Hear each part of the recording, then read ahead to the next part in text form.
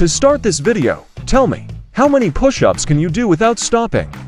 5, 10. Now try doing them with 2 fingers. Impossible, right? Doing push-ups with 2 hands is already a challenge. Imagine with 2 fingers. Only if you were a superhuman. For those who don't know, Bruce Lee, a renowned actor and martial artist, accomplished many feats that are still hard to believe today. He was responsible for popularizing Chinese martial arts in cinema and is considered by many to be the fastest, most skilled, and powerful fighter of all time. Today, we will show some evidence that Bruce Lee was indeed a superhuman. So, please like this video, subscribe if you haven't already, and let's get started. Did you know that Bruce Lee was an actor before he became a fighter? When he was just 9 years old, he participated in a film in Hong Kong called Ki. During his teenage years, his interest in martial arts grew, leading him to dive headfirst into Kung Fu. At just 18 years old, Bruce won a boxing tournament among Hong Kong schools. He got into so many fights back then that his parents feared the consequences for his life. For this reason, they sent him back to the United States, where he was born.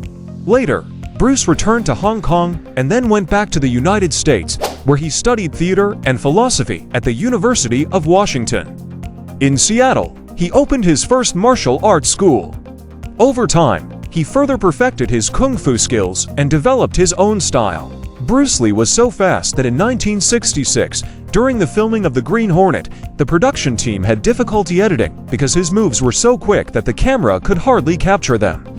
His punches and kicks were so fast that they appeared as blurs on film. As a result, the producers asked Bruce Lee to attack more slowly so the technology could keep up with his speed. Incredible, right?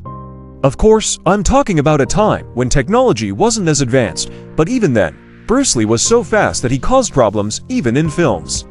In this video, you can see that Bruce Lee's movements were practically imperceptible to the cameras, resulting in opponents not even realizing they had been hit until it happened.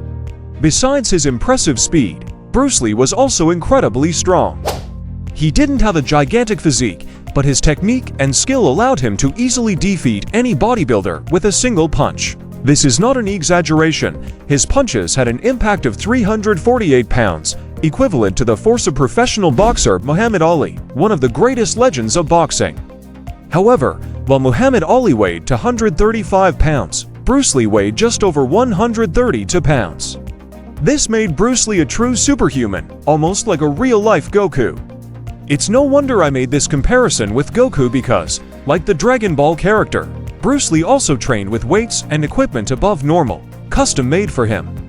For example, while a regular sand vest weighs 68 pounds, Bruce Lee's weighed 300 pounds, almost 5 times heavier.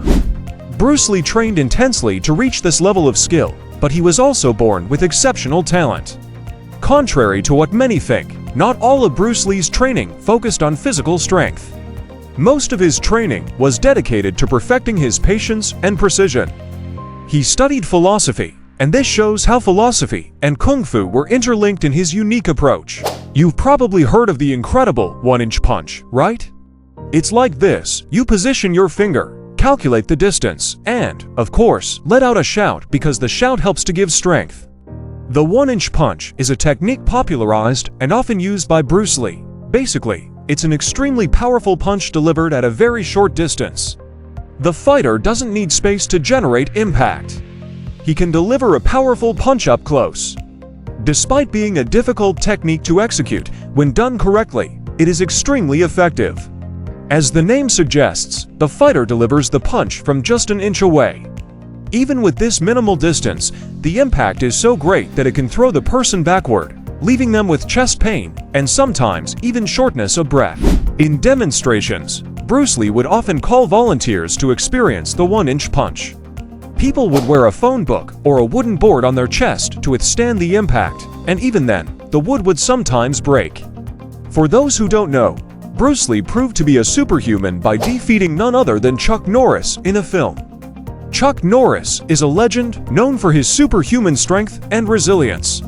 To give you an idea, there are jokes that a snake died a week after biting Chuck Norris or that he dulled a knife by being stabbed. This shows how extraordinary Bruce Lee was to surpass a figure like Chuck Norris.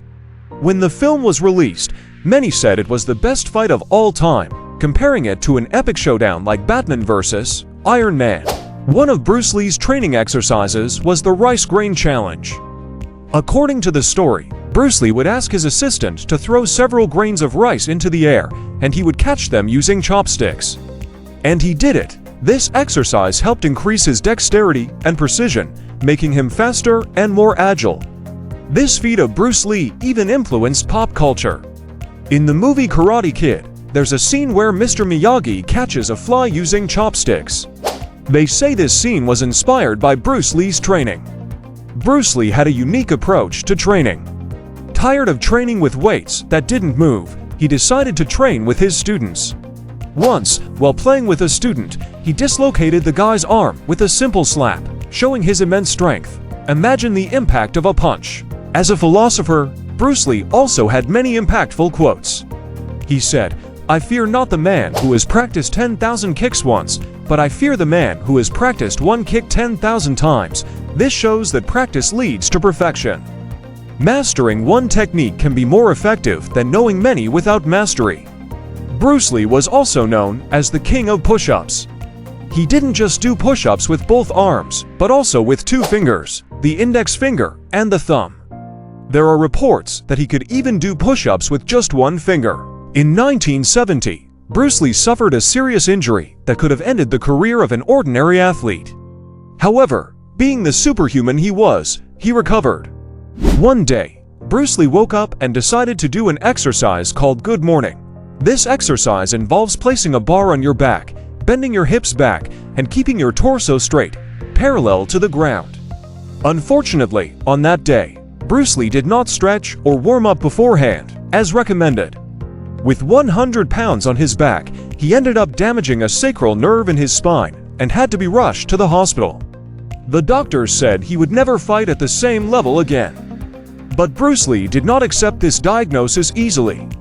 He spent 6 months recovering and training, and not only did he return to fighting, but he also became better than before.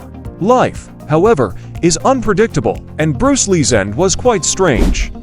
Despite overcoming numerous obstacles and being considered a superhuman, his death was mysterious. On the night of July 20th, 1973, after some filming, Bruce Lee complained of severe headaches. Actress Betty Ting Pei, who was with him, gave him an aspirin and a potent medicine. To rest, Bruce Lee lay down and never woke up. The official cause of his death was cerebral edema, considered an accidental death. Because of the unexpected nature of his death, many theories have arisen about what really happened. Some believe the cerebral edema was caused by excessive use of anabolic steroids.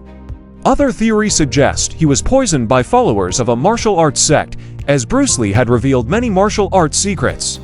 In 2023, a new theory emerged, suggesting Bruce Lee may have died from excessive water consumption, which could have dangerously lowered the sodium levels in his blood. Another theory suggests that Bruce Lee may have suffered from heat stroke.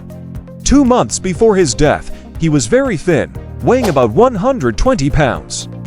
Bruce had also removed the sweat glands from his armpits because he didn't want to sweat so much during his performances, as it would show on his clothes.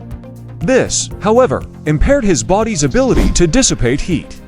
On May 10th, while dubbing for the movie Enter the Dragon, Bruce collapsed on set. The exact cause is unknown, but the air conditioning was turned off to avoid noise during filming, and he exhibited symptoms such as fever, weakness, nausea, and vomiting, all indicative of heat stroke. Betty Ting Pei, the actress who was with him on the day of his death, believed the collapse could have been caused by these circumstances, i.e., a hot day and his body's inability to handle the heat. Despite all his strength, agility, dexterity, and determination, Bruce Lee was a normal human being. A tireless worker who achieved his dreams and became a superhuman figuratively due to his extraordinary feats. Few know, but Bruce Lee had vision problems and one leg shorter than the other, and none of this prevented him from becoming the legend he is today. And that was today's video. I hope you enjoyed it. If you did, please like and subscribe if you haven't already. That's it for today, folks. See you next time.